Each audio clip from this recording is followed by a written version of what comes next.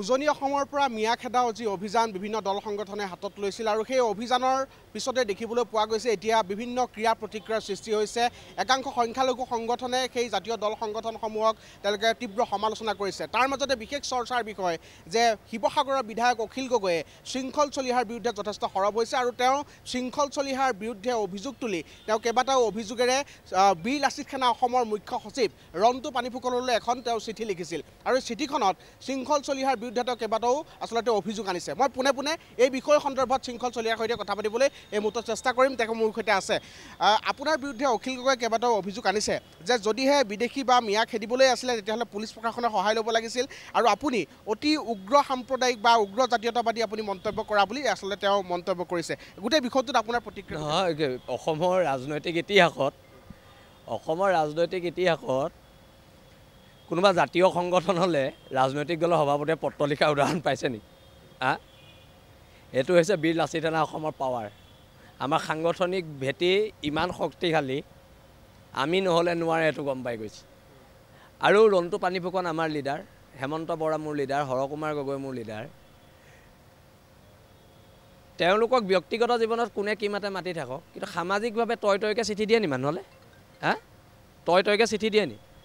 এখন মঞ্চত ময়ো এতিয়া আমাৰ সংগঠনৰ প্ৰায়বোৰ ল'ৰাক তয় মাতোঁ কিন্তু মঞ্চত মহোদয় বুলি মাতোঁ বা মহাশয় বুলি মাতোঁ মানুহৰ সেইকণ সৌজন্যতা থাকিব লাগে সেইখিনি থাকিব লাগে হয়নে নহয় আৰু এটা কথা শুনক এই কথা বতৰাই যদি অখিল গগৈ ভাঙিছে বীৰ লাচিত সেনাক আমি ভাগ কৰিম বীৰ লাচিত সেনা শক্তিটোক দুভাগ কৰিম মূৰ্খৰ স্বৰ্গত বাস কৰিছে বীৰ লাচিত সেনা কেতিয়াও দুভাগ হোৱা নাছিলে নহয় আৰু বীৰ লাচিত সেনা অটল অদম্য অজেয় স্থিতিত সদায় থাকিব চৰকাৰী যন্ত্ৰই আমাক দুভাগ কৰিব নোৱাৰিলে এওঁ কোন দুভাগ কৰিবলৈ আমাৰ এইটো থাকিব বীৰ লাচিত আমি সৈনিকৰ পোছাক কোনো খুলি নিদিয়ে বীৰ লাচিত সেনাৰ সৈনিকে সেইটো একদম স্পষ্ট কথা আপুনি যি যুদ্ধ হ'ব বুলি কৈছিল শিৱসাগৰত এতিয়া সম্প্ৰীতি নহ'ব এতিয়া মাত্ৰ যুদ্ধ হ'ব সেই বিষয়টোত অখিল গগৈয়ে কৈছে যে যুদ্ধ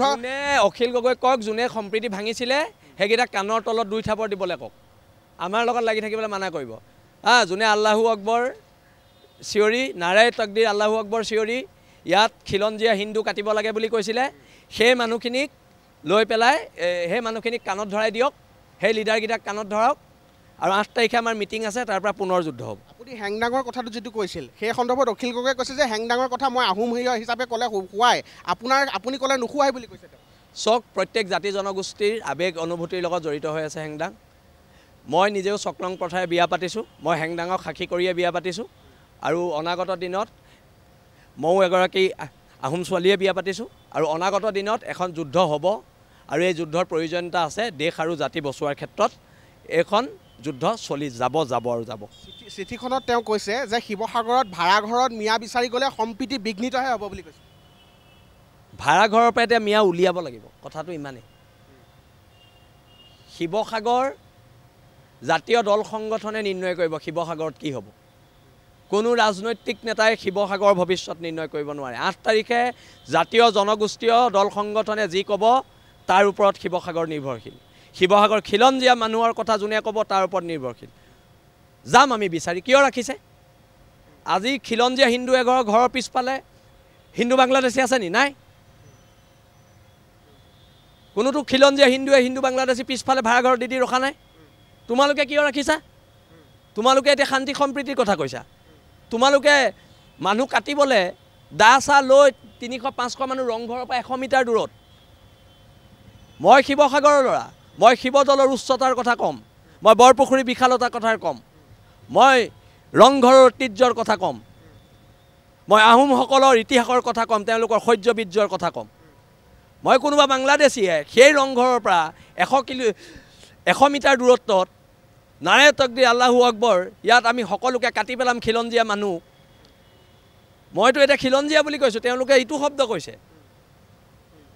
মই সাম্প্ৰদায়িক সম্প্ৰীতি বিনষ্ট নহওক বুলি এইটো কথা কৈছোঁ পুলিচ ফেইলিয়ৰ সেইদিনা শিৱসাগৰত মোৰ ঘৰতো 600 ল'ৰা ৰখি আছে আমাক কিয় যাব নিদিলে শিৱসাগৰৰ পৰা টালি টোপোলা বান্ধি কিন্তু মিয়া যাবলৈ আৰম্ভ কৰিছে ভাল কথা যদি খিলঞ্জীয়া আৰু শিৱসাগৰ খিলঞ্জীয়া মুছলমান ৰাইজৰ লগত আমাৰ কোনো আক্ষেপ নাই কিন্তু এই যে 2-4টাই আৰু এটা কথা মানুহক উচতাই দিলে বুলি উচতনি খাব লাগে কথাবোৰ এনেকুৱাতো হা আৰু এতিয়া চিঠি লিখি লাভ নাই চিঠি লিখাটো দেৰি হৈ গ'ল মই শেষত সুধিছোঁ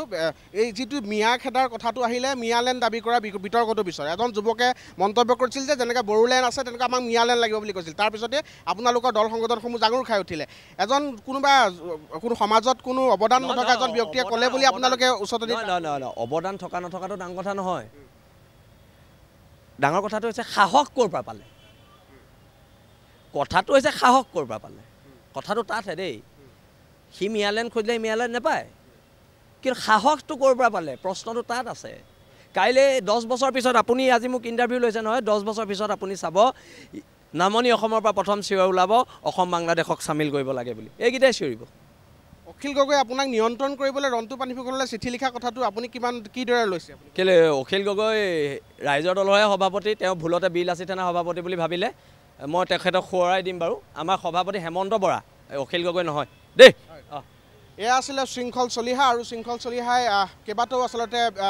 বিস্ফোৰক মন্তব্য কৰিছে অখিল গগৈ আৰু শৃংখল চলিহাৰ যি প্ৰত্যক্ষ সংঘাত হৈছে এতিয়া আৰু সেই সংঘাতৰ পিছতে শৃংখল চলিহাৰ প্ৰতিক্ৰিয়া অখিল গগৈয়ে শৃংখল চলিহাক নিয়ন্ত্ৰণ কৰিবলৈ ৰন্টু পানীফুকনলৈ লিখা চিঠিখনৰ পিছতেই সমগ্ৰ বিষয়ত প্ৰতিক্ৰিয়া প্ৰকাশ কৰিছে এনেদৰেই শৃংখল চলিহাই